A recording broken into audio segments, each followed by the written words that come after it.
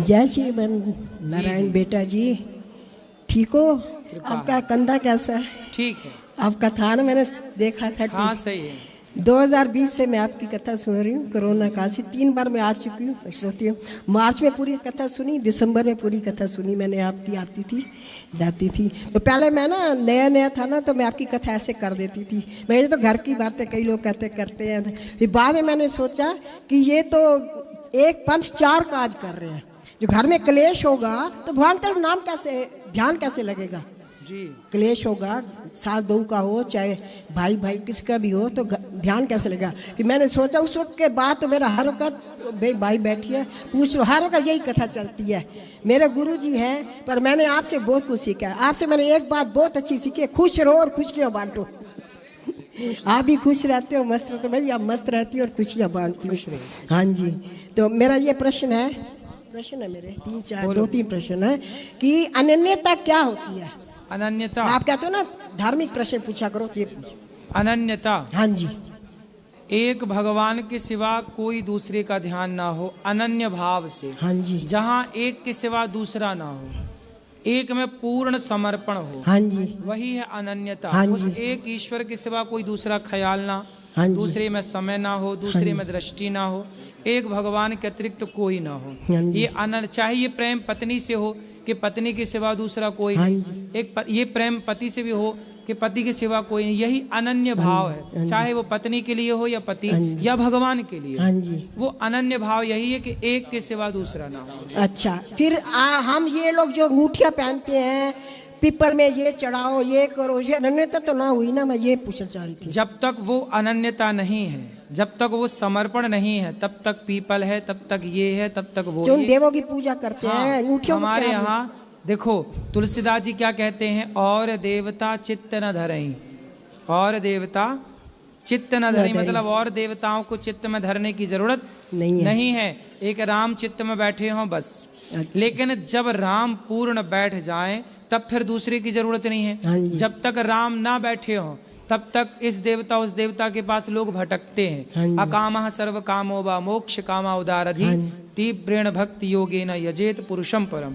एक ईश्वर के प्रति तीव्र भक्ति हो, अनन्य प्रेम हो, तो दूसरे देवी देवता अपने आप छूट जाते हैं। हाँ जी। तो दूसरे देवी देवता तब तक लोग करते हैं जब तक उन्हें अपने इष्ट में, अपने ईश्वर में अनन्यता नहीं आती। जो दूसरों से जुड़े हैं अन्य देवी देवताओं के चक्कर में, मतलब इनके भीतर अभी अनन्यता है नहीं है। जब एक ईश्वर के प्रति अनन्य भाव होगा, समर्पण होगा, तो दूसरे के कोई चाह ही। ये अंगूठियाँ जो पहनते हैं सब, ये अंगूठियां जो होती हैं यह अपना कार्य करती हैं। अच्छा। जैसे कि जो राशि है जिसकी, यदि वो उस अंगूठी को धारण कर उस राशि के रत्न को, ये पत्थर है एक प्रकार का।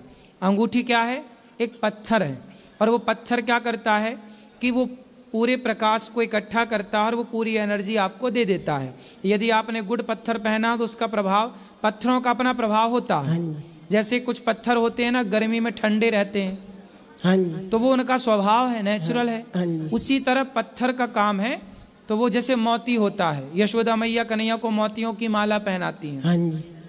इससे मोती सुंदर नहीं लगते, इससे भगवान के सुंदरता से मोती और खूबसूरत लगने लगते हैं। मोतियों से भगवान सुंदर नहीं लगते, भगवान से मोती खूबसूरत लगने लग जाते हैं। तो मोती जो है ना ठंडा होता है। यदि किसी को गुस्सा ज़्यादा आए तो इस उंगली में, छोटी उंगली में चांदी में मोती पहना देने से उसका गुस्सा कंट्रोल होता है। पत्थर अपना कार्य करता है लेकिन भगवान अपना कार्य करते हैं। अंत में फिर एक समर्पण भगवान है। यही अनन्यता होगी तो इसकी जरूरत ही नहीं पड़ेगी, इन चीजों की जरूरत नहीं पड़ेगी। अच्छा गुरु जी, दूसरा प्रश्न है कि मौन कैसे होता है और क्या कहते हैं मौन को? कैसे मौन?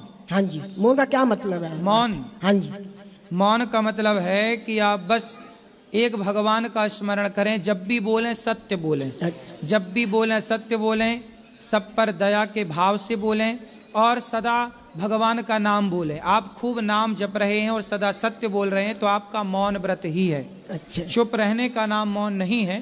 सत्य बोलना और सदा भगवान नाम ही वाणी पर हो, यही मौन है। अच्छा।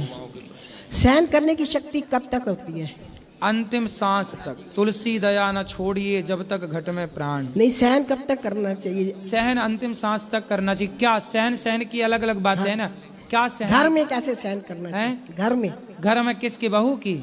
नहीं नहीं, बहुत अच्छी है। फिर बेटा की? वैसे किसी की भी हो मतलब। तो फिर घर की बात है, पति की है, परिवार की, तो सहो कर क्या नहीं, सकते? कितने तक सहन करना चाहिए ये पूछ रही हूँ। भाई कितने तक आपकी क्षमता कितने है? तक? हाँ जी, यही पूछ रही हूँ। तो बस करते रहो मेरी माँ। उसका कोई गृहस्थों के जो सवाल है ना, इनका कोई समाधान नहीं है। इनका समाधान यही है, चुप रहो। चुप रहो। बस क्या बोल के भी क्या पाओगे? अभी तक तो बोल ही होगा ना आपने। हाँ जी। पर बोल के भी क्या मिला? हाँ जी। इसलिए चुप रहो। अच्छा, और वो क्या ये भैया मैयों को रखवा दो ना, चालू जाओ। मोबाइल गुरु मैयों को रखवा जाओ।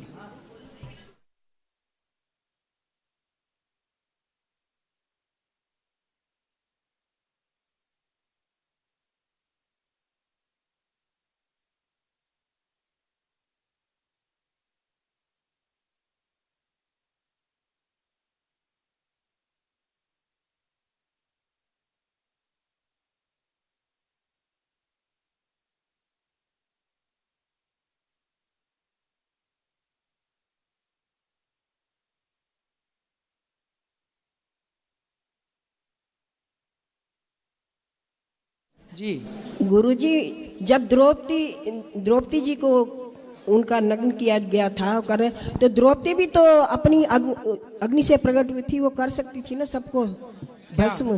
तो उन्होंने कृष्ण जी को क्यों पुकारा? क्योंकि जो काम भगवान का है वो भगवान ही करेंगे ना मैया। द्रौपदी का काम नहीं था भस्म करना। अच्छा। जो यदि भगवान का काम है तो भगवान, इसलिए कहते हैं कि आप भगवान पर सौंप दो, भगवान अपने हिसाब से करेंगे। अच्छा। अब सौंप दिया इस जीवन का सब भार तुम्हारे हाथों में। सब वो करेंगे, सब अपन कर लेंगे, तो फिर भगवान क्या करेंगे? अच्छा बेटा जी, भगवान के काम भगवान को करने दो। हम बेटा जी आप बहुत अच्छे हो, बहुत अच्छे हो। आपका नाम मैंने मिट्टू रखा हुआ है। किसने कोई रखा, मेरा मिट्टू बेटा, मेरा ये मिट्टू।